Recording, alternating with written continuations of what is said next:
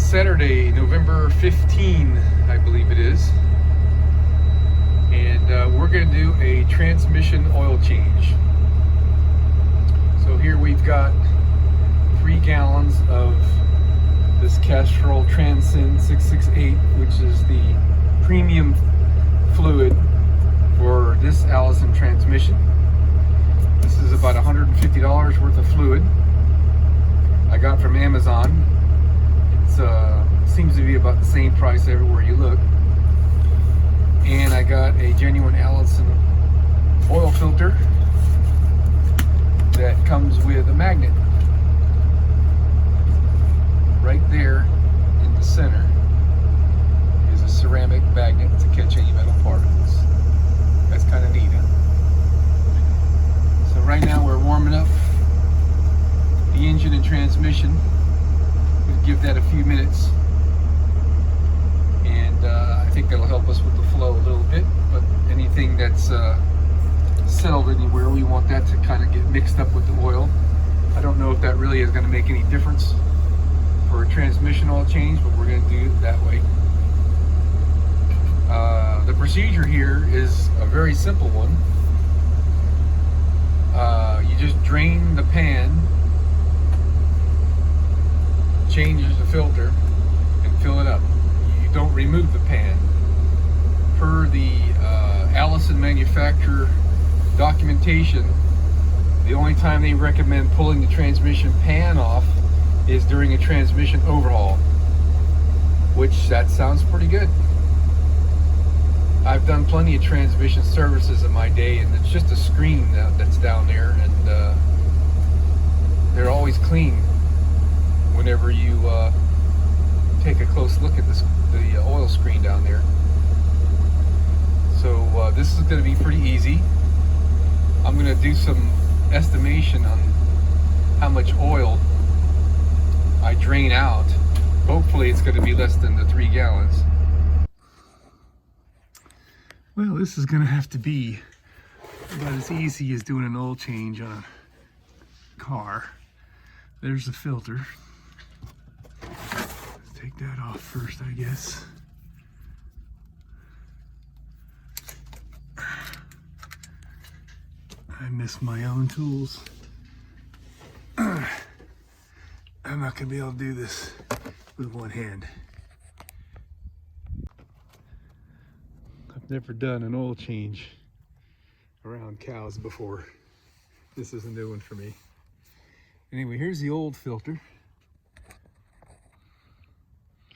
And you can see there's a tiny bit of metallic sludge, what you would expect. I would call that normal. Stuck to this old magnet here.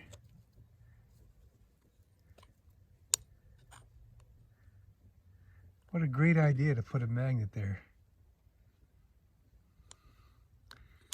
All right. I changed this filter before we took off on our cruise here. So this is about 10,000 miles of crud buildup right there. And some rather severe driving, I would say. Extended long periods of full throttle, going up long grades. I'd like to cut that thing open and look inside of it too. I don't know if I'll do that, but that would be fun to see how much crud is on the paper elements. All right, so there's the spot where the filter was. I'm gonna wipe around the perimeter here to make sure that there's no dirt up in there. Then take some clean fluid and rub it on the gasket of the filter and install the new one. Maybe I'll just let that drip for a while and then drain the pan. There's the drain plug there.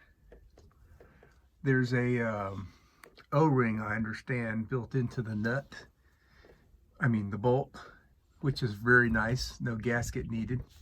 I don't have a replacement O-ring. I'm hoping that it's still nice and resilient. If not, I might decide to go to Napa and see if I can find O-ring for this. Well, it's not an O-ring. Maybe on different models they use an O-ring. It's one of the YouTube videos I was watching mentioned that there's an O-ring under this nut. This is some kind of proprietary gasket seal, which I really would like to replace, but I don't know where I could even get that darn thing. So I'm going to spray this down with some brake clean, and that might swell it up slightly, which is an old trick. It does feel like it's got some resiliency to it.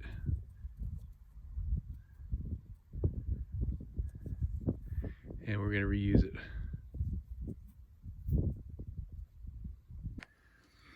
All right, so the instructions right there indicate tighten it till it touches, and then one full turn. So I'm going to go here clockwise until that little image returns back to me. All right.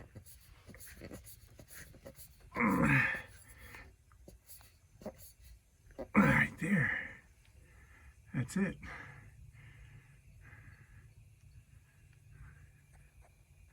Sure doesn't seem tight enough to me, but that's what it says. Well, I hope that's less than 3 gallons, because that's all the fluid I bought. And it sure seems a little on the brown side.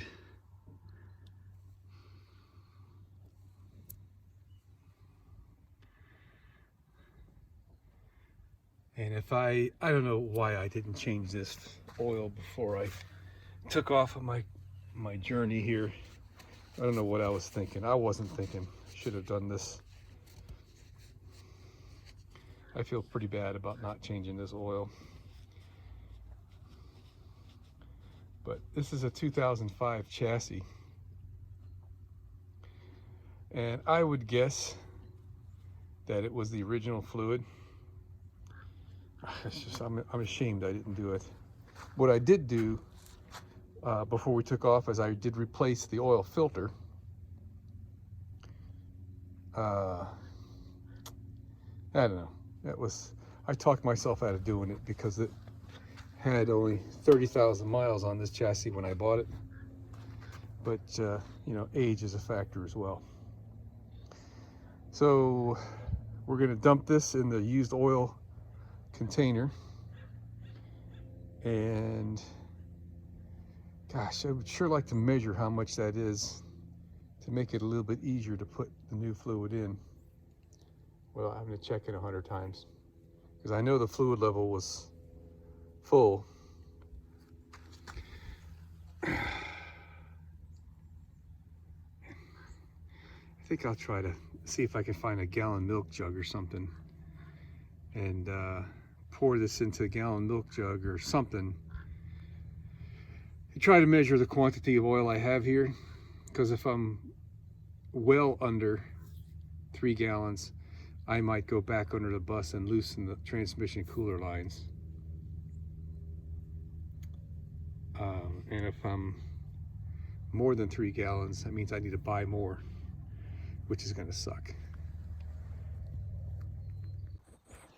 Well, this will be tedious, but I got nothing but time on my hands here. I'm going to use this little container I took out of the recycle bin and scoop the oil out of this and put it into this used 1 gallon. It says 5 quarts there. There's markings here, 4.5. So 5 quarts will be right around there. Oh, wait a minute, that's 5. Oh, there's 4 quarts. Dee-dee-dee. So I'll fill that up to 4 quarts and count the gallons here, and then we'll know if we have enough of the new stuff. Well, I'm really glad I did that. So it was 2 gallons and 1 quart, or 9 quarts, that we drained out of the pan of the transmission. So since I've got 3 more quarts to work with, I'm going to go back under there and crack a line or 2 on the transmission cooler and see if I can get more oil out. Hey, I gave it my best shot. I couldn't loosen the transmission cooler lines. I was using 2 of those wrenches on the fittings and then using those pliers to squeeze the wrenches together from the box end, and it was getting ready to break one of the wrenches. That's how tight the fittings are underneath there. And I don't need to be breaking anything. So we're gonna be just putting in what we got here. It'll probably take 2.5 gallons because I think I was a little bit low. I can't wait to see the color of this stuff when I put it in there. I don't know if I'm gonna be able to do this with one hand and not make a mess.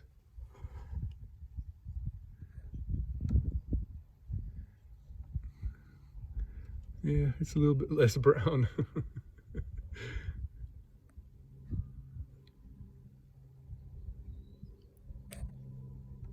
All right, I'm gonna stop recording so I can do this a little easier. Well, we're all done. I drained out 9 quarts and I put back 9 quarts, and it's reading full on the cold scale of the bottom of the dipstick. I've went through all the gears. So what we're gonna do now is we're just gonna do nothing until we get mobile again, and we're gonna check it with the fluid hot and make sure we're full at the hot level. And we're gonna call this a job well done.